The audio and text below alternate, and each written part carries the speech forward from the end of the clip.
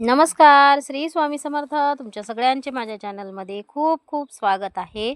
मकर संक्रांतीचा पुण्यकाळ, त्यानंतर संक्रांतीचा पुण्यकाळ, संक्रांतीचे फळ, त्यानंतर या पर्व काळामध्ये स्त्रियांनी करावयाचे दान, तसेच किंक्रात याबद्दलची थोडीशी माहिती मी तुम्हाला आपल्या व्हिडिओमध्ये आज सांगणार आहे.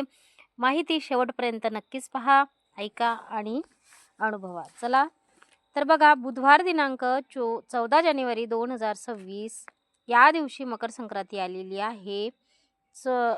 या दिवशी दुपारी 3:06 सूर्य मकर राशीत प्रवेश करीत आहे. तसंच संक्रांतीचा पुण्यकाल बुधवार दिनांक 14 जानेवारी 2026 रोजी दुपारी 3:06 पासून सूर्यास्तापर्यंत आहे.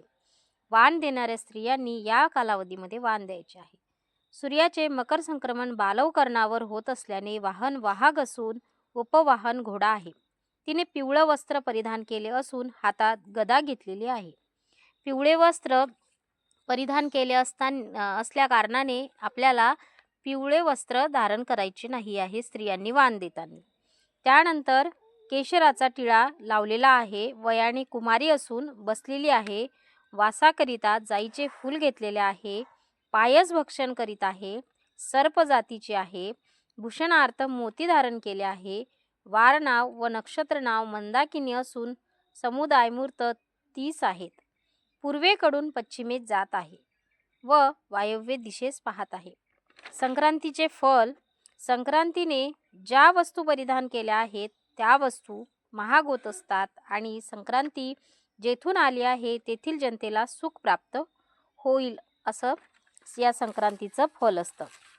पर्वकालात आपल्याला स्त्रियांनी कोणते दान द्यायचे आहे वाणामध्ये, त्या पद्धतीची माहिती मी तुम्हाला सांगते. बघा, नवे भांडे, यामध्ये तुम्ही स्टीलचे भांडे असू शकतात किंवा मग पितळ तांबे याचे भांडे असू शकतात. शक्यतोवर जर्मरचे भांडे दिल्या जात नाही आणि ते देऊ सुद्धा नाही. गाईला घास देऊ शकता. एक पोळी, त्यावर गुळाचा खडा आणि थोडीशी हरभऱ्याची डाळ, या पद्धतीने तुम्हाला गाईला घास द्यायचा आहे. त्यानंतर अन्नाचे दान करू शकता तुम्ही. एखाद्या ठिकाणी तुम्हाला अन्नदान करायचे असेल तर या दिवशी अन्नदान करणे खूप फलदायी मानलेले आहे. त्यानंतर तिळपात्र, गूळ, तिळगुळ आपण वाटत असतो तर ते दान केले तरी चालते. एखाद्या मंदिरात करा, ब्राह्मणांना करा, लहान मुलींना तिळगुळ द्या. त्यानंतर बघा, सोने सुद्धा दान आपण या दिवशी करू शकतो. भूमिदान करू शकतो. गाय दान करू शकतो.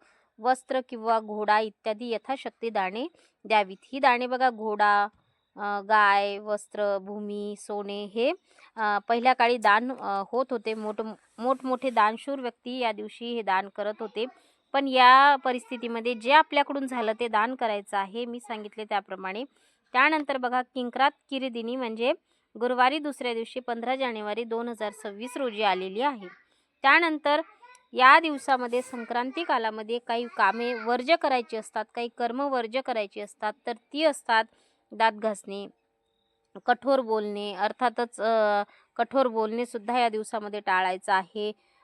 वृक्ष गवत तोडणे, गाई म्हशीची धार काढणे व या कामाशिवाय सेवन म्हणजे कामविषयक सेवन ही या दिवशी करू नयेत. म्हणजे मांसाहार, त्यानंतर मदिरापान, हे जे काही कामविषयक सेवन असतात तर हे या दिवशी करू नयेत. तर अशा पद्धतीने मकर संक्रांतीचा पुण्यकाळ आणि संपूर्ण माहिती, तसेच स्त्रियांनी कोणते दाणे करायचे आहे, पर्वकाल कोणता आहे, कोणत्या कालावधीमध्ये वाण द्यायचं आहे, तर या पद्धतीची माहिती आपल्यापर्यंत मी पोहोचवलेली आहे. माहिती आवडल्या असल्यास चॅनलला लाईक, शेअर, सबस्क्राईब करायला मात्र विसरू नका. झालेली सेवा महाराजांच्या चरणी रुजू करते आणि आजचा व्हिडिओ इथेच थांबवते.